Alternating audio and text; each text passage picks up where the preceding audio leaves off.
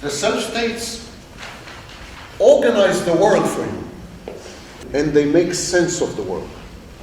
We call this hermeneutic principle. It's a principle of explanation.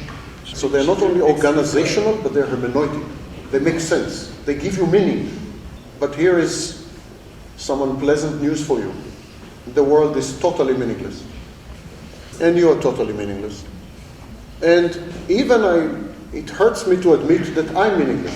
There's no such thing as meaning. No such thing as sense. No such thing as goals or directions. These are all narratives. Stories. We are storytelling species. We are made of dreams. If a reality is allowed to penetrate, we will lose our essence. Our essence is inventing meaning. Viktor Frankl, inventing meaning. We need to invent meaning. But to invent meaning, we need to falsify reality. And we falsify reality through defense mechanisms. We reframe it. We rewrite it. So defense mechanisms are dissociative because they take us out of reality, away from reality. All defense mechanisms are dissociative because they suppress reality. And they are the glue that holds the self-states together in a meaningful way, in a way that gives us a narrative, story. What's the difference between healthy and sick? This is the healthy.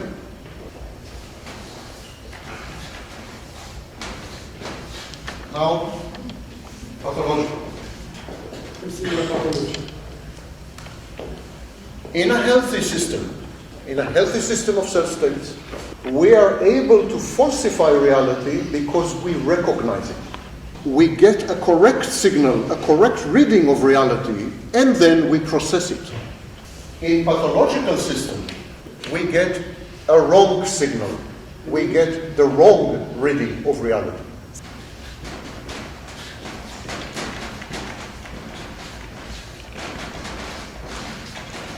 This process is called cognitive distortion. Cognitive distortion. We are getting reality in. Reality is coming into the system. It's filtered. There's a membrane. And it comes in wrong data. So what? What's the problem? There are two problems. Because the reality comes in a wrong way, you are not self-efficacious. You can't act well in reality. Self-efficacy is the ability to act in reality and to act on reality to obtain beneficial outcomes, good outcomes for you. But if your input is wrong, you cannot secure good outcomes. You learn gradually to not trust yourself. The second problem, you have impaired reality testing. Your perception of reality is wrong. So the system looks the same, which explains why narcissists can deceive you. Many victims of narcissists say, he looked totally normal. He was so good, so nice, so kind, so caring, so good. Because from the outside, the system looks identical. Self-states, defense mechanisms, everything looks identical. But the input is wrong. You take two televisions. If you put too much electricity, one of them will explode. Yeah. And so, through the cognitive distortion, there's a situation where someone like the narcissist, for example, is operating in reality in wrong ways. Many mentally ill people make a decision. They say, I cannot trust myself. I don't understand reality properly. I don't act in reality self-efficaciously. So I will ask other people to do it for me. The borderline wants her intimate partner to perform all these functions for her. The narcissist wants people to give him input about himself in order to regulate his sense of self-worth. These mentally ill people, they outsource their ego functions. They use other people as the ego. They actually don't have a functioning ego. They use other people as ego. And this leads us to the understanding that self-states are not self-contained. They are relational. The self-states interact with other people and with the self-states of other people.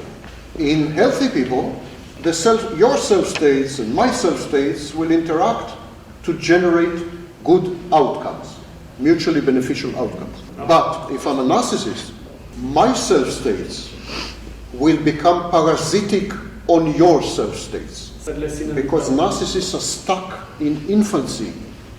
They are symbiotic. It's a phase in childhood called symbiosis. Narcissists are symbiotic. Borderlines are the same. They are symbiotic. They're like parasites. They need you to regulate their internal environment. And because they take over you, they cannot accept you as external. I want you to understand this. This is totally science fiction horror movie. Healthy people, two healthy people. The self-states of the healthy people resonate, collaborate, interact, and then they go. Narcissists, borderline, are not like this. They take your self-states. They appropriate they steal your self-states because they are parasitic. They have no existence without other people. And then they use your self-states as their self-states. So they cannot accept you as separate. Because if I took your self-states and they are mine now, you don't exist. You don't have a self-state anymore. They're mine. They cannot accept you as separate because they were not allowed to separate as babies. Narcissists and borderlines have no experience of separateness. They don't know how it is to be separate. They don't know what it is to be separate. So the minute they see you, they want to merge with you. Now we know for sure that self-states don't exist and don't operate without other people. And we know this because we study pathologies. It's like Freud. Freud studied only sick people, but he created a theory of healthy people. So we study the pathologies of self-state, hoping that the opposite is healthy. You remember that I told you that the narcissist and the borderline, they come to you and they steal your essence. They steal your self-state. There is a clinical name for this.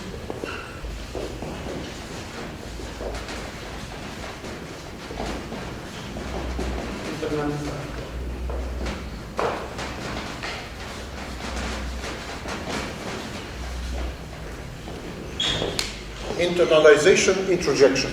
The narcissist internalizes you and then he converts you, he changes you into an internal object. So he introjects you. This is seriously creepy. So borderline does the same. They create an internal object of you, like a photo, snapshot, avatar, like a photo of you, and then they say, this is the real. You're not real. Your photo is real. So there is confusion between external and internal objects. The narcissist, let's assume that a narcissist is interested in you as an intimate partner. Nothing worse can happen to you. Okay, he's interested in you as intimate partner. So the first thing he does, he takes a photo of you. Mental photo. I call it snapshotting. He takes a photo of you. Then he puts it in his mind, he makes it an internal object. And then he gets confused. He thinks the internal object is real and you are not real. And he continues to interact exclusively with the internal object, not with you. This is internalization, introjection. Now, you're all psychologists, I hope. Can you give me an example of confusion between external and internal object, not in narcissism? Remember, the narcissist thinks that external is internal. He makes mistake. He thinks external is internal. Can you think of a similar confusion between external and internal, but it's not narcissism? You're all in a state of shock. Psychosis. Psychotic disorder. In psychotic disorder, there is the reverse process. The narcissist confuses external object. He thinks it's internal. The psychotic is exactly the opposite. He confuses internal object with external. He thinks his internal objects are external. So how is all this connected to self-states? Self-states are objects, internal objects. Self-states are internal objects. And we see in pathologies, we see that internal objects are intimately linked with external objects. This is the mind. This is the mind. These self-states are internal objects. And we see in narcissism, in borderline, in psychosis, we see that internal objects somehow are connected to external objects to the point that they are confused. The pathologies are showing us, the pathologies are teaching us that self-states are connected to external objects. They are relational. Take away everyone around you, you will not feel that you exist. The emergence of you depends on object relations, depends on other people. If we isolate a baby, which is a bit unethical lately, if we isolate a baby completely, there will be no baby. There will be no one there. The interaction with other people is what makes you. You are not this. You are not this. You, me, no such thing. That is not true. You are this. This is you. This is a Venn diagram. This is called a Venn diagram. So, this is you. The relationship make you. Other people make you. Take away all the other people in the world, there will be no you if you're a baby. There will be no you. We have cases, of course, of children who grew up in forests. Feral. They're called feral children. Children who grew up with wolves and tigers and Kasper Hauser types. And we know they didn't have anything resembling a self, remotely. We know that other people are critical for formation of self-states.